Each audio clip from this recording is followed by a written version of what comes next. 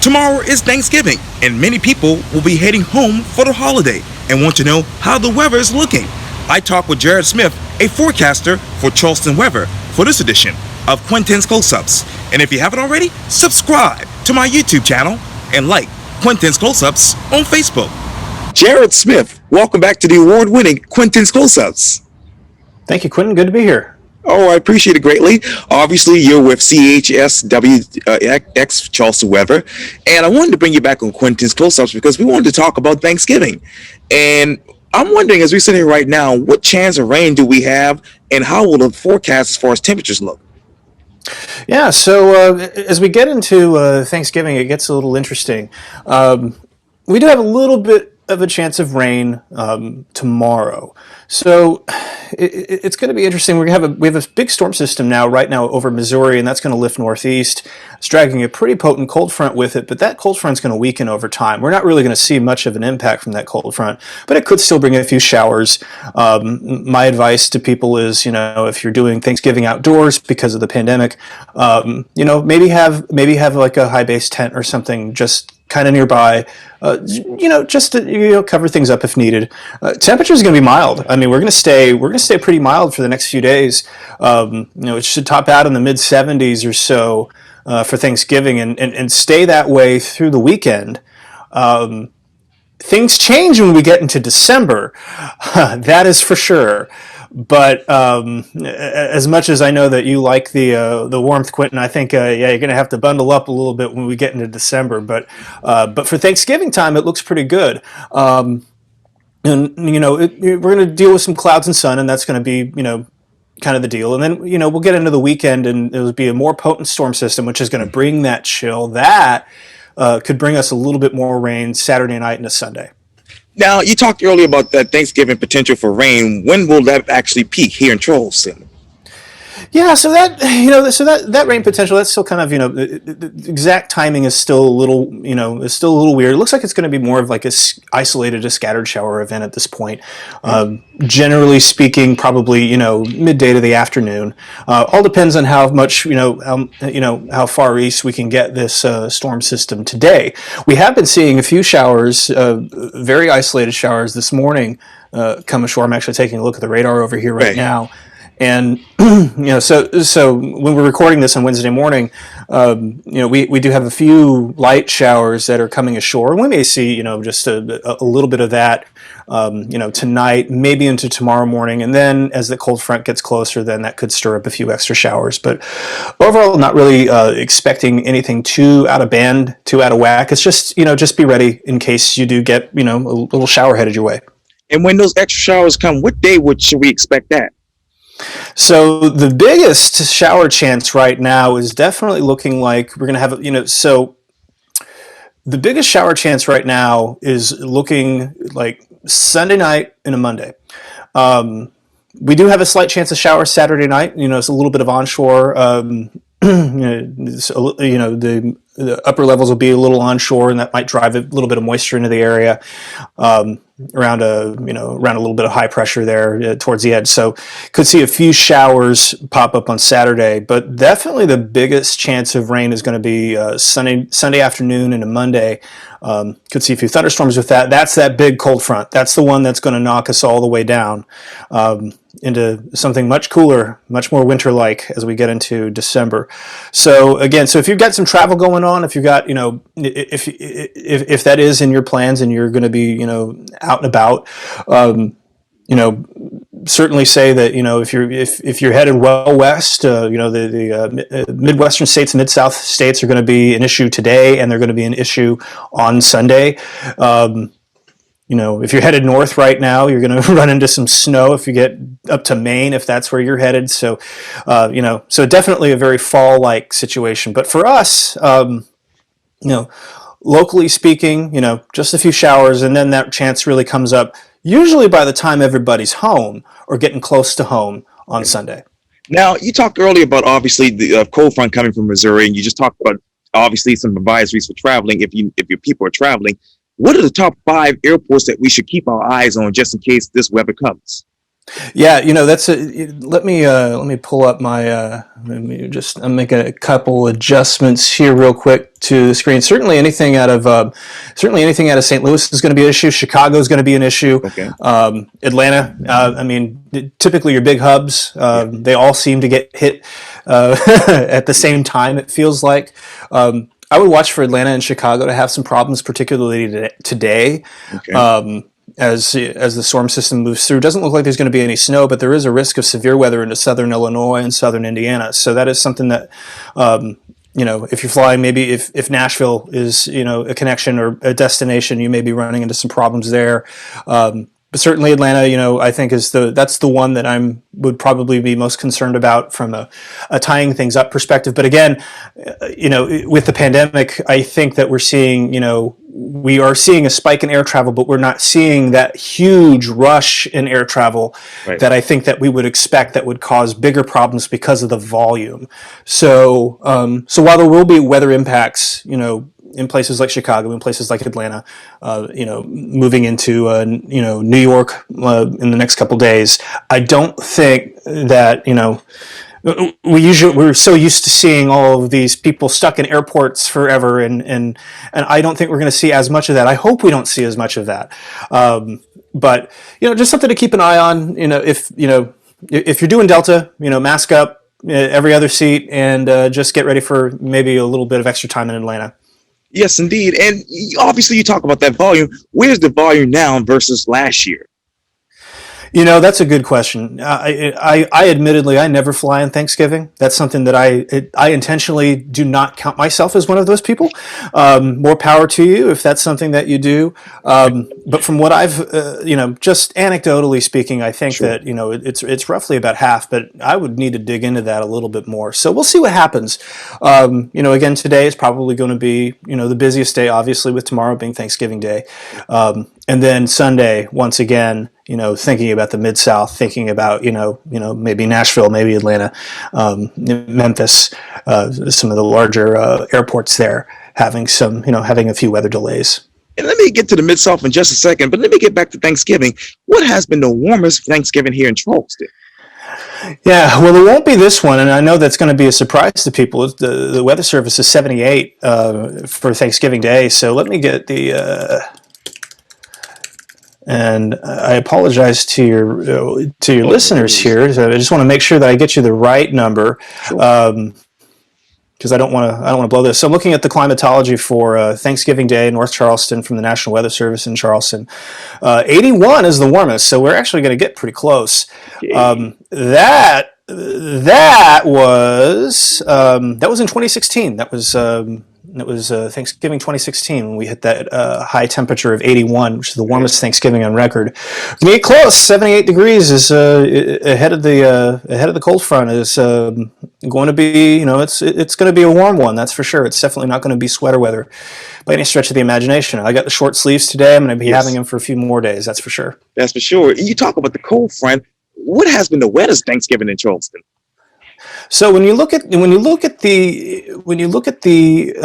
precipitation issues, when you look at that, we've never had an inch of rain on Thanksgiving Day in Charleston. Wow. Since records go back to 1938. The rainiest one was 1957. So. Wow. Thursday the 28th, 1957, 0.7 inches of rain. So we don't usually see a lot of rain this time of year, just in general. This is a transitional time. We'll often see a little bit of a ridging setup in the southeast, and kind of keeps the lid on a lot of the bigger storm systems. The jet stream is still kind of north, so we tend to get some fairly pleasant weather this time of year. And we might have a few showers, but it's not going to be anything that is going to ruin your Thanksgiving Day. And you talk about the Mid-South earlier. Let me talk to you about something I posted on my Instagram story a couple of weeks ago, and it was about La Nina. Is that going to continue in December? Yeah, so it's going to be interesting because typically La Nina, it looks like we're going to have a La Nina all through the winter season. I mean, the La Nina is what drove this ridiculous hurricane season, which thankfully comes to an end on Monday. So that is good news. But the La Nina pattern typically favors a warmer setup in the southeast Really just warm anomalies all over the place. But it's kind of funny because we are going to have an upper low that's going to dive in. We're going to have a series of upper lows. We're actually getting into a pretty turbulent, a fairly amplified upper air pattern. A series of upper lows are going to kind of barrel in over the next few days. And with those upper lows, you get, cold temperatures. You're bringing cooler air from the poles to the, equatorward. And so in fact, the coolest air in the country is probably going to be, well, as opposed to normal. I'll put it that way. Sure. Are the biggest anomalies as far as cool temperatures in the country are going to be in the southeast. Really starting December 1st. It looks like this has some staying power.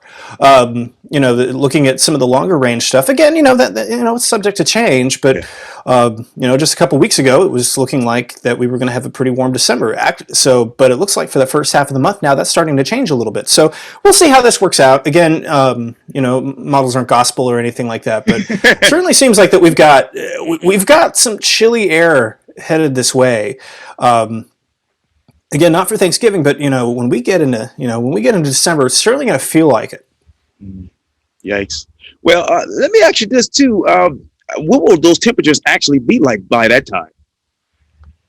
So when we get into the first stabs at next week, the first stabs at like Tuesday and Wednesday of next week they're pretty chilly. I'm peeking here just at what the Weather Service has right now, and Tuesday they've actually gotten colder, and I definitely agree with this. They have a high of 51 on Tuesday. Now we haven't been that cold since late February this year, when it only topped out at 47. So we'll see how this ultimately turns out, but growing season comes to an end regardless on December 1st. So if you've got, this is definitely a good weekend to, harvest anything that you got, because we get a lot of agricultural interest here. Right. I think that's certainly, something to keep in mind as well. The Weather Service stops issuing frost and freeze advisories on December 1st. So, Wow. and that's just a matter of course. That's perfectly normal. That's just, the climatologically speaking, the growing season ends. And it looks like we're really going to shut that down as we get into December. We could see, it's conceivable that we could get first freeze in a few places Wednesday, but let's see how this evolves. Again, you get in a long range like this, sometimes the models tend to get a little excited. So we'll keep an eye on it. Oh, and what if it were to come here as far as freeze? What part of the areas of Charleston will experience it the most? More than likely, places inland of 17A. Again, it's hard to say. There's a lot of stuff that goes into it. It's tough to pin this down this far out. But, climatologically speaking, in several places, inland of 17A, we're actually overdue for that first freeze. So, we're a little past the median in a lot of spots. So, the median date of first freeze is mid-November in a lot of the sheltered areas, in particular in like rural Berkeley and Dorchester counties. So yeah, we're getting to that time of year. I mean, this is we're a little ahead of schedule, which is what I would expect from a La Nina winter, but we're getting there, and that's just and that's just a fact of life sometimes. Could it be that we could have, we've had winters in the past where we've had a cold snap to start, we've had a fairly warm January and February, and then we have a cold snap to finish? Could be possible. La Nina winter certainly seems probable that could happen. So again, let's just make sure that we've got our sweaters and our hoodies and our, parkas or, full body suits for those of you who prefer 90, and, we'll go from there. Yes, indeed. It's so hard for me to put all those things on all day long, but you got to keep warm. Can't put my arms down, It's Right. like the Christmas story. I know we're getting a little early. We're getting a little ahead of ourselves, but. And you know me, I'm being skinny. It weighs me down with all those clothes, but that's why I like that's why I like obviously the warm weather. But obviously, let me ask you this too. This might be a silly question, but does La Nina favor the South? From a warmth perspective, yes, absolutely. From keeping things warmer and drier, it's certainly very, very good for that during the winter. It's also very good for hurricanes, as we have all well known, and we've been very lucky. But overall, during the winter, again, that does not mean that there won't be cold days. That does not mean that there won't be cold snaps or anything like that. But overall, you tend to see a little bit warmer conditions as opposed to average during a La Nina winter. Woohoo! Now you talked earlier about the hurricane season, and obviously we obviously saw that as documented day by day, month by month, week by week. What is the biggest difference from the start of the hurricane season to right now? 30 named storms. That's never happened before. I think that's the biggest thing. We set a new record for named storms this year. We got all the way up to Iota. Actually, we got to Theta. Yeah, we got to Theta. Yeah, see that one just kind of happened under our noses, and we just got so fatigued with it. The next one would be Kappa, and keep in mind, with the hurricane season ending on Monday does not mean that you cannot still get storms to form. 2005 is a previous record holder, and we had storms forming well into December. Almost had them roll over into January, but then it finally stopped. So again, that La Nina setup with the Enzo setup. I mean, again, it really the season went even worse than advertised, which is hard to believe, but it did. 30 named storms. Now you get a lot of you get people talking about it. It's like, okay, like they would never have named some of these a few years ago, and it's like, perhaps that's true. Our satellites are so much better now. I mean, the resolution of the satellites, is ridiculous compared to what we had in 2005. It's just absolutely wonderful. We can look at storms with minute-by-minute updates. We can look at it. So the Hurricane Center has a better probability of predicting these things. What was shocking about this season is the number of strong storms in October and November.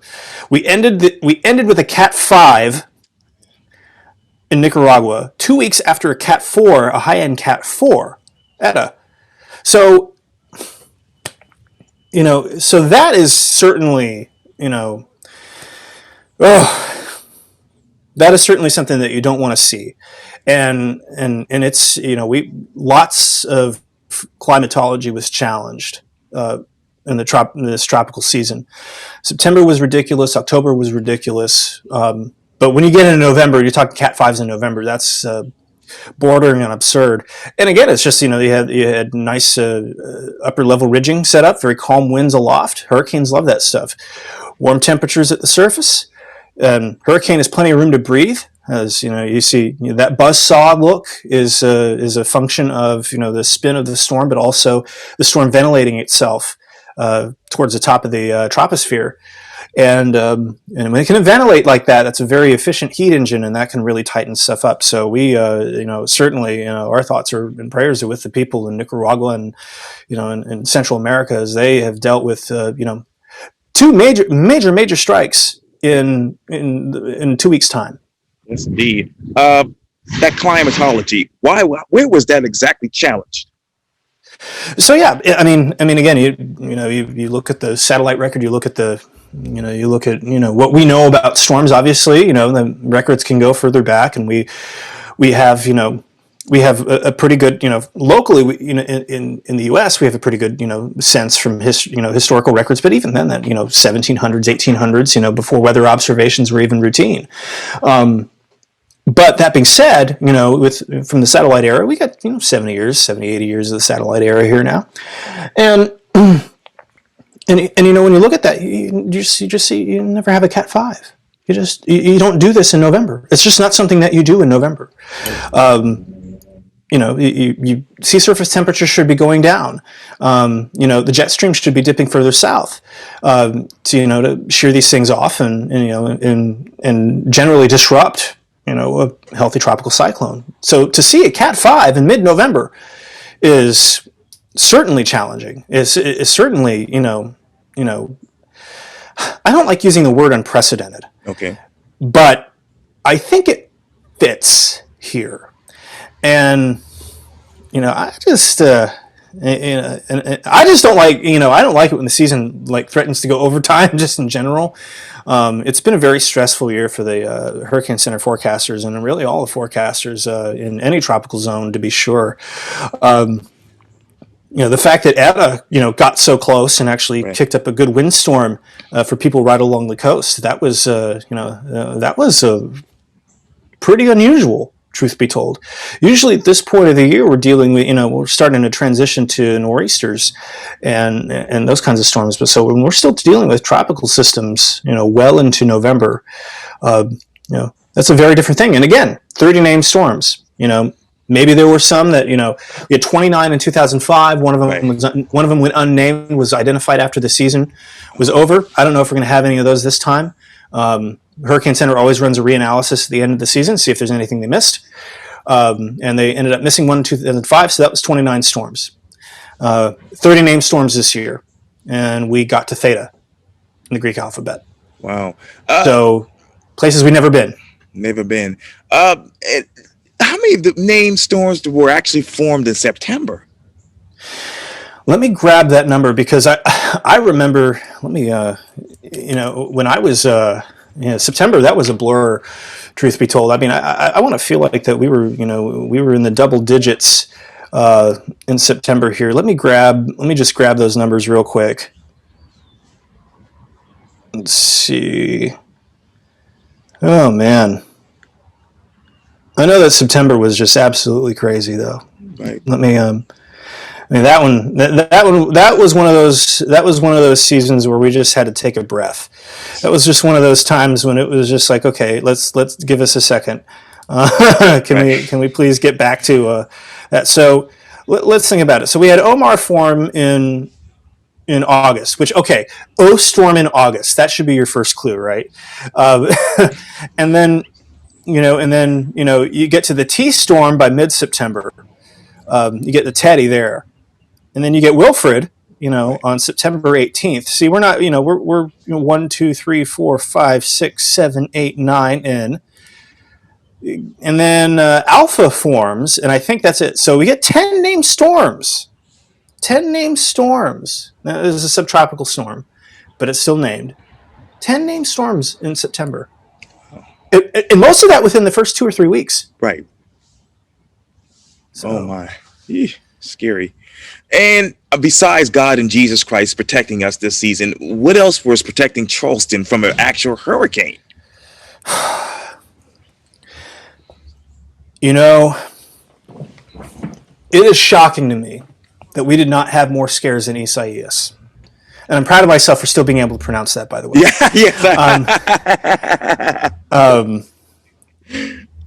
But, ultimately what happened is that the subtropical ridge was very strong. And unfortunately, it was steering storms into the Louisiana Gulf Coast again and again right. and again and again. And some seasons are like that. You'll remember 2004 was like that for Florida when they took hit after hit after hit after hit over the course of 2 months. The West Coast, I mean, it just Florida just got absolutely, hammered then. Louisiana just took it on the chin. And it is, they're still rebuilding the radar at Lake Charles. It was completely destroyed in a wind gust.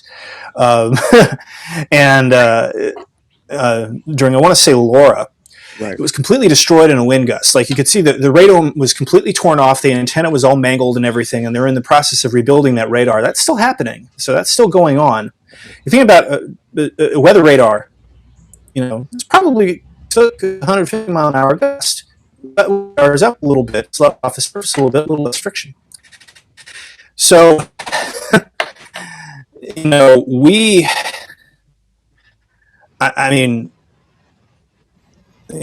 usually when we're protected like this, somebody else is taking the brunt of it. And it's not because we had a lot of stuff recurring into the Atlantic. We had a few of those, but a lot of the season was around the Caribbean.